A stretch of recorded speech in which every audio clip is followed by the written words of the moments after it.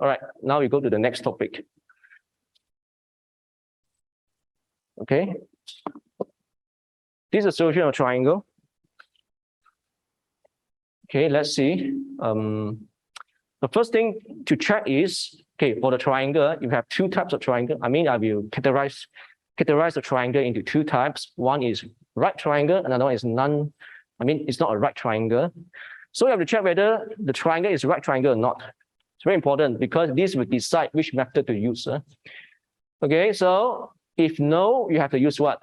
Sine rule or cosine rule. If it's not right triangle, you mean random triangle or scaling triangle. Oh, random triangle means scaling. All right. Then, okay, what if the triangle is right triangle? What should we use? Pythagoras theorem or trigo ratios. You also can use trigo ratios.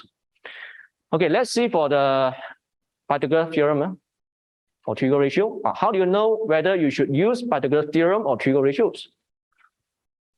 Okay, let's see. Check if other angles are given. All right. What I mean other angle means other than 90 degrees. You know, in right triangle, there's 90 degrees. Is it other angles? I mean, other than the 90 degrees is given. So if other angles is given, this is no. If no other angles are given, then we use Pythagoras theorem. Okay, so Pythagoras theorem only is for you to find out the sides, not the angle. If you want to find angles, you have to use the trigo ratio. Trigo ratio means sine, cos, tangent, that one. Call what? Qua, socha, socato, that one. Okay. So let's look at this cosine rule. How do we use this one? How do we know whether we should use sine rule or cosine rule? All right, check if a pair of angles and its opposite side are given. This is very important. Okay, you have to check whether angles and its opposite sides are given. If these two things are given, then you can apply what? This is no. If no, okay, this is given, then you just straight away go to the cosine rule. Hello. Okay, here is the cosine rule. If it's given, then you use the sine rule. Okay, here is just a guideline again. It's not the SC. Don't fully rely on these guidelines. Okay, it won't guarantee you to get the finances for all the questions. Okay, so here's another guideline for using the cosine rule. Okay, another guideline for cosine rule, extra guideline. You have to recognize a V shape with two given adjacent sides and included angle. Okay, so let's say this triangle here. Okay, we have two sides are given that form a V shape, right? Okay, two sides are given form a V shape with what? With the included here 60 degrees. So now you recognize a V shape here. Then you should use cosine rule already. You know already. How about another one? Another one is three sides of triangle are given without any angles. You can't find any angles. Only sides are given. For this case, you also use cosine rule. So these are the two common cases where we should use the cosine rule. All right, let's look at the example. All right, we have a triangle, has side of length 2 cm, 8 cm, and 9 cm. Calculate the value of the largest angle in this triangle. All right, in this question, no diagram is given. So you have to sketch it, right? Or you can use your imagination. It's up to you.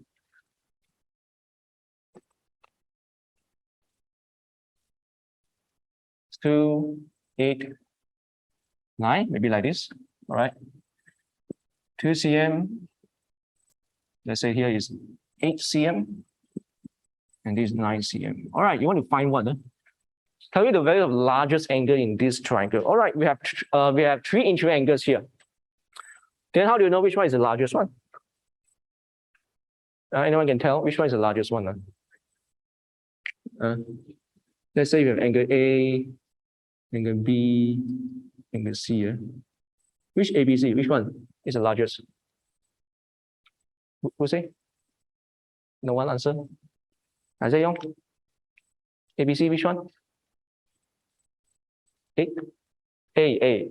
Okay. Why you say is A? Because it looks like larger, is it? All right, don't depend on the drawing. I mean, my drawing is not accurate. So how do you know which angle is largest? It depends on its opposite side. Okay, the larger angle, the largest angle has the longest opposite side. So 9 is the longest one. 9 is the longest one. That's why we know the angle B here will be largest. So we are going to look for the angle B. Okay, we are looking for this angle B. Yeah? But which method should we use?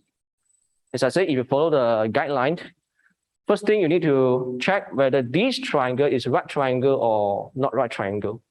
It's not a right triangle, right? So either use sine rule or cosine rule. So for this case, you should use sine rule or cosine rule. Is there any angles given here? None of the angles given here. So you have to apply the cosine rule. No choice, right? You have to apply the cosine rule. So how do we write the cosine rule here? Okay. First of all, you have to identify the included angle.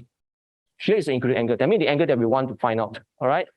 Here is the angle B. That means its opposite side is 9, right? So you put the 9 on the left-hand side.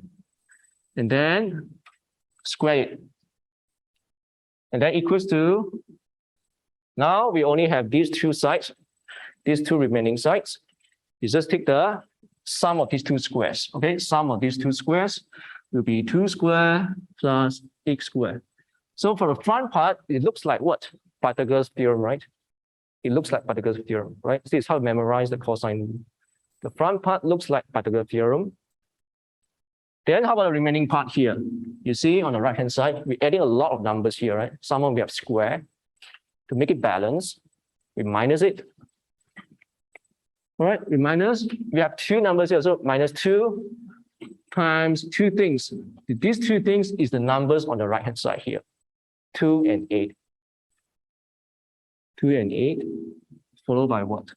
Because we are using the cosine rule, of course, we have cos. And then this angle is the angle they want to find out. It's called included angle here, B. All right, so this is how you memorize the cosine rule. This is how I memorize it. All right, from here, you can, how do you get the angle B? Okay, a lot of students still don't know how to simplify this. And then to get the cos B first, before you get the angle B. So what you should do is you should move the terms of this one to the left-hand side, okay? Make sure the coefficient of the cos is positive first. So you move this thing to the left-hand side, you have 2 times 2 times 8 cos B equals to, okay, for this 9 squared, just move the right-hand side. So 2 squared plus x squared minus 9 squared. So from here, how to get the cos B? You do want the 2 times 8, right? So how you remove all these numbers? Using division, right? Because all this involved in multiplication with the cos B. To remove this one, you have to take the inverse operation of all this. The inverse of multiplication is division. That's why you should divide both sides by this one.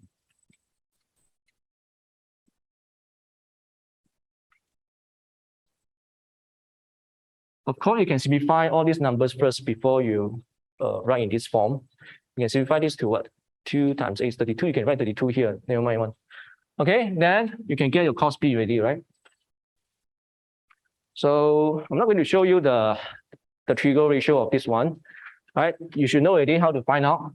Okay, and then to get a B, just take the inverse cos of this answer, this ratio, and then you can get the angle B. So let's see. The answer will be 113.9. Okay, you can calculate this one on your own. All right, this one, calculate the PR. PR, all right. First of all, recognize this, whether it's a right triangle or not. No, right, it's not a right triangle. All right, you should either use sine rule or cosine rule. But how do you know sine rule or cosine rule? You have to determine whether the angle, a pair of angle and its opposite sides are given or not. As you can see, you have angle 66 and its opposite side here, 12.5. So this is what we call a pair of angle and its opposite side, then you should use sine rule. Okay, to find out what? PR. All right, you know that using the sine rule, you can either put the sine on top or the length on top, right? Putting the sine rule. So which one should we put on top of the fraction? It should be the length. The one that we find out, put on top of the fraction. Then it will be make you easier to find out the value. PR is the length that you want to find out. So you put the PR on top over this by the sine or what? Sine of what is the opposite side of? I mean the opposite angle of PR. 37, right? 37. All right, followed by since you put the length, the side on top, then on the right hand side you should also put the side on top. So 12.5 over sine opposite angle 66. All right. Then you can get the PRD. It's very easy. Just take the fraction times this denominator. It's very easy.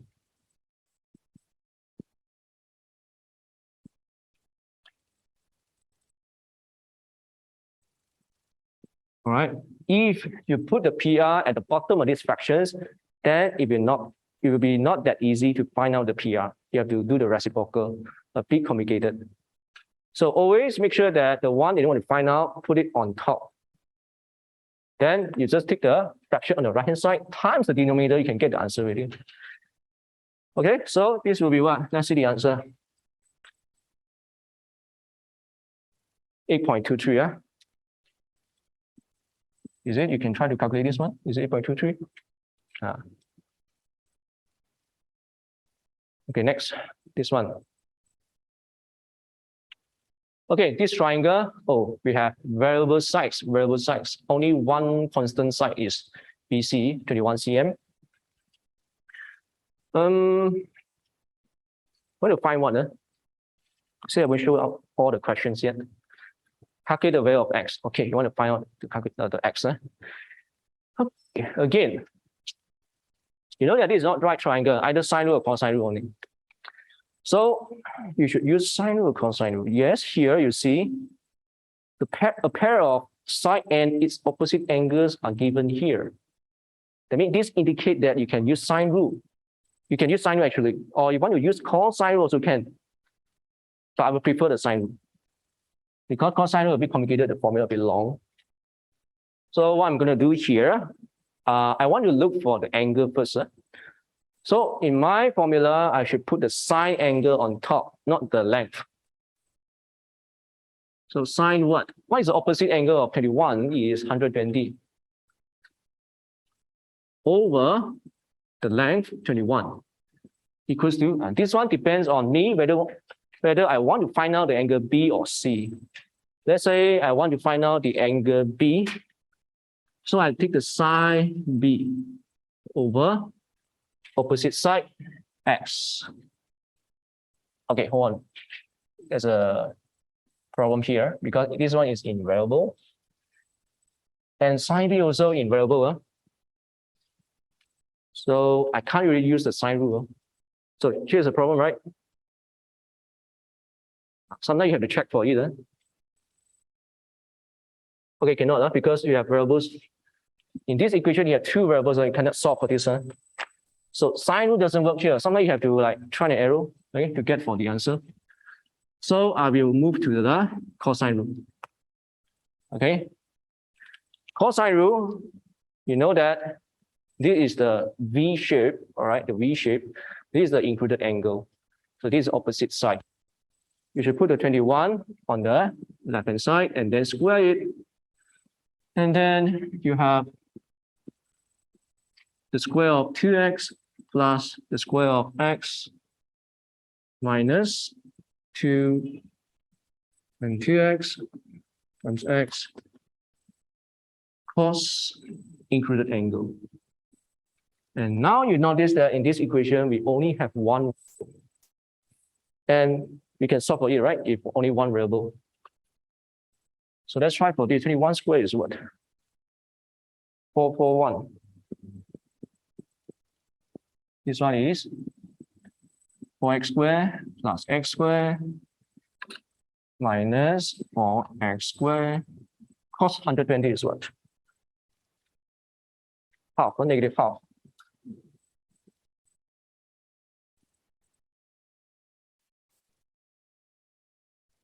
All right. So now we simplify this to 5x. This one would be 2x squared, right? So 5 minus 2 is 3x squared here. Is that correct? No. Is it positive here? Because 5 plus 2, sorry. 5 plus 2, 5 plus 2 is 7.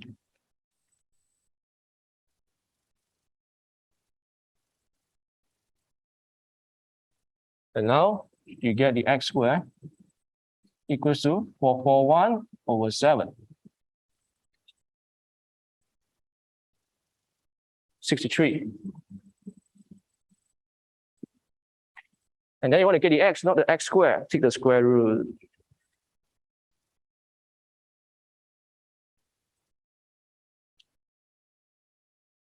Or equivalent to 7.94. Is it the correct answer? Okay, 7.94 is the correct answer. All right. Okay, this is the last example. Let me check the other.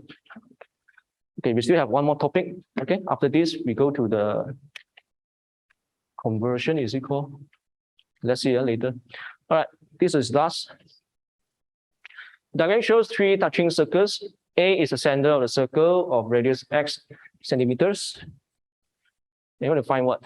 B and C are the centers of circle of radius 3.8 centimeter. Angles ABC is 70. Find the value of x. Okay, x here means the radius of the circle A. Yeah? This is x. Okay, we want to find out this one. So how are we going to solve for this one? You notice that there's a triangle. And did you know that we can divide this triangle into half and make it to right triangle? Okay, if this is a right triangle, then we can start to apply the triangle ratio or Pythagoras theorem.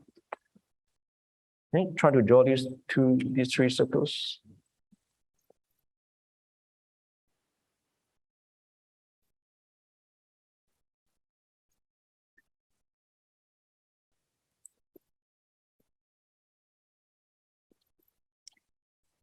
So here's a technique on answering this kind of questions. When you see isosceles triangle, this isosceles triangle, right? You know the length AB and AC are the same, right? Is it the same radius, same radius, same radius, same radius? So this is actually isosceles. When you see isosceles triangle, we always can divide this triangle into half to make it what? To make it become a right triangle. Okay, to make it become right triangle. And now we can try to talk about triangle ratio or Pythagoras theorem.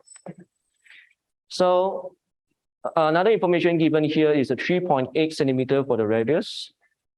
This is 3.8. Yeah? Okay. What else is given here? This is also 3.8. Right, same radius. So should we use Pythagoras theorem or triangle ratio? You see, angles is given here, right? I say if the other angle is given, you should use triangle ratio already. Okay, so you can get what? You can get AB, right? Our goal is want to get this x here. This is our goal, okay? So you can actually get the AB first, then go to minus the 3.8. Okay, so how do you get the AB? Which triangle ratio should we use? That involve the adjacent and hypotenuse. Which one? Adjacent and hypotenuse is A cos. Cos 70 equals to 3.8 over the AB. Now you can get the AB. equals to 3.8 over the cos 70. 11.11, around 11.11. And now you can find out the x, right? X is 11.11 minus 3.8.